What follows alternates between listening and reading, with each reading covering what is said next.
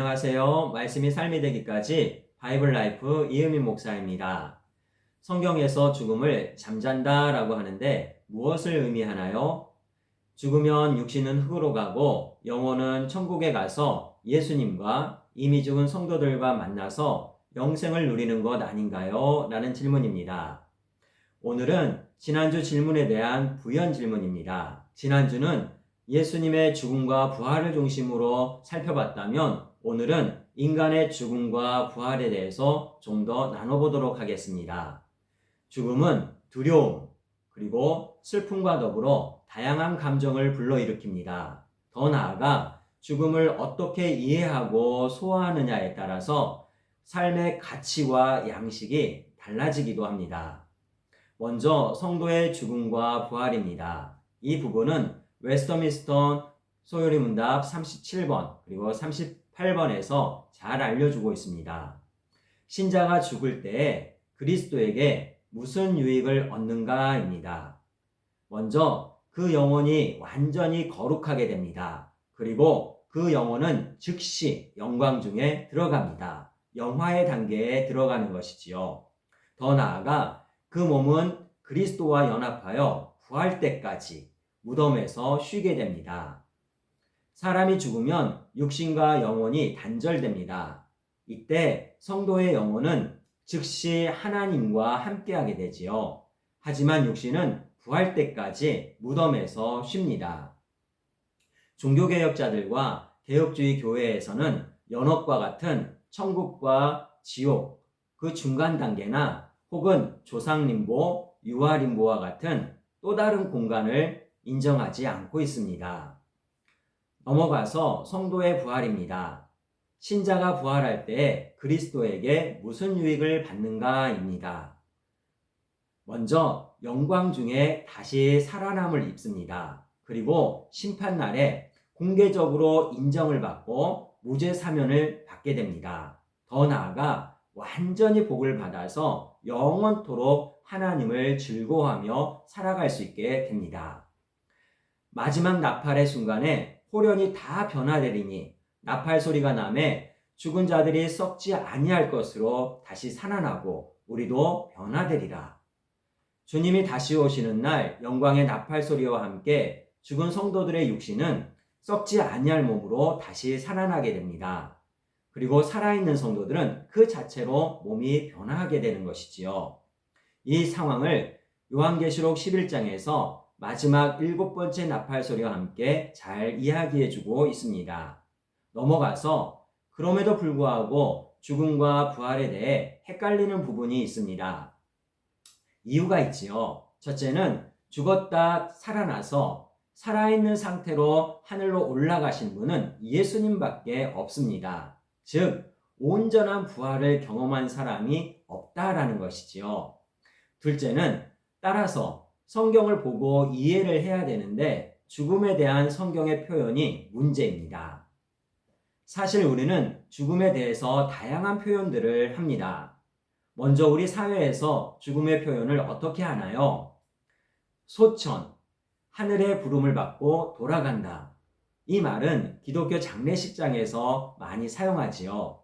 그리고 사망, 운명, 즉 목숨이 끊어졌다라는 이 표현은 법조계와 의료계에서 주로 사용합니다. 더 나아가서 서거, 별세, 타계라는 말은 세상을 떠났다, 다른 세상으로 넘어간다라는 표현이지요. 이것은 사회적인 용어입니다. 종합해보면 죽어서 모든 게 다 끝난다라고 생각하는 사람들은 그리 많지 않다는 겁니다. 하다못해 유물론자들까지도 가까운 이의 죽음을 애도하고 기립니다. 더욱 신기한 것은 죽음에 대한 이해 속에는 돌아간다라는 개념이 있습니다. 즉, 있던 곳으로 되돌아간다는 것이지요. 그렇다면 이 성경에서 죽음의 표현을 어떻게 하고 있을까요? 구약에서는 죽음을 조상에게로 돌아가매, 조상과 함께 누워, 조상과 함께 자매, 이렇게 표현합니다. 신약에서는 주로 잠자는 자, 잠들었도다, 자던 자 중, 죽음을 잠으로 표현을 합니다. 따라서 육신이 잠을 자고 있기 때문에 영혼 수면설, 즉 우리의 영혼도 수면을 취하고 있는 게 아닌가라고 생각할 수 있습니다. 예수님께서 회당장 딸 그리고 나사로의 죽음을 어떻게 표현하시나요? 잠잔다, 깨우러 가신다 라고 표현을 하십니다. 이것을 보면 영혼 수면설이 맞는 것 같기도 합니다. 하지만 우리가 성경을 볼 때 문학적인 표현 기법과 더불어서 문맥을 살펴봐야 됩니다. 또한 역사적 그리고 사회적 배경도 함께 고려해야 되지요. 더 나아가 애매한 사안일수록 성경을 좀 더 폭넓게 살펴볼 수 있어야 됩니다. 그러므로 잠잔다라는 것은 죽음에 대한 은유적인 표현이라 할 수 있습니다. 즉, 눈을 감고 수면을 취하는 모습과 죽어서 누워있는 모습이 비슷하기 때문이지요. 그래서 실제로 자는 잠과 죽음을 표현하는 잠을 호이마오라는 같은 단어를 사용합니다. 그렇다면 비신자는 어떻게 될까요? 악인과 의인의 죽음과 부활에 대해서는 웨스트민스터 대요리 문답에서 더욱 자세하게 설명을 해줍니다. 요리 문답과 같은 교리는 성경을 여러 부분을 종합해서 정리해 놓은 것입니다. 악인의 죽음과 부활은 어떻게 될까요? 악인들의 영혼은 죽을 때 지옥에 던져져서 고통과 흑암 중에 있게 됩니다. 그리고 몸은 큰 날 심판의 때까지 감옥에 갇힌 듯이 무덤에서 보존되게 됩니다. 더 나아가 심판주인 예수님에 의해서 수치스러운 중에 다시 살아나게 됩니다. 그렇다면 의인의 죽음과 부활은 어떨까요? 의인은 영혼이 완전히 거룩해져서 하늘의 영접을 받게 됩니다. 빛과 영광 중에서 하나님의 얼굴을 보게 되지요. 그리고 몸은 죽을 때에도 그리스도와 연합하여서 잠자듯 무덤에서 쉬게 됩니다. 그리고 마지막 날에 그리스도의 권능으로 영혼과 육체가 다시 연합하게 되지요.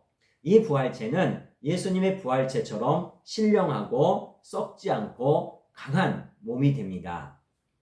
악인의 죽음과 부활은 수치와 멸망입니다. 왜냐하면 지옥의 고통과 멸망의 심판 때문이지요. 반대로 의인의 죽음과 부활은 영광입니다. 완전한 회복과 영원한 생명이기 때문에 그렇지요. 그래서 요한계시록에서는 지금 이후로 주 안에서 죽는 자들은 복되도다 라고 알려주고 있습니다.